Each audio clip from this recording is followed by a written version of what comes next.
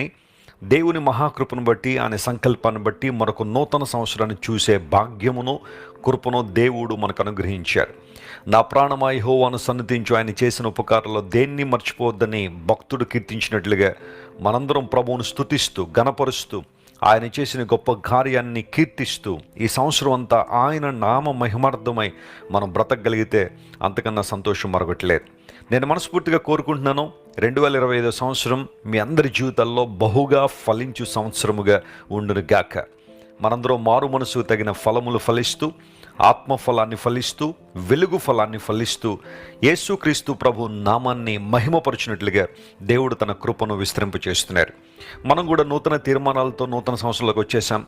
తీర్మానాలు కట్టుబడి దేవుని కృపలో వర్ధిల్లడానికి ఇష్టపడదాం. ఏవైతే తీర్మానాలు మీరు దేవుని సన్నిధిలో తీసుకున్నారో ఈ సంవత్సరంలో వాటిని నెరవేర్చడానికి ప్రయత్నం చేయండి. పరిశుద్ధాత్మ శక్తి ద్వారా ప్రాముఖ్యంగా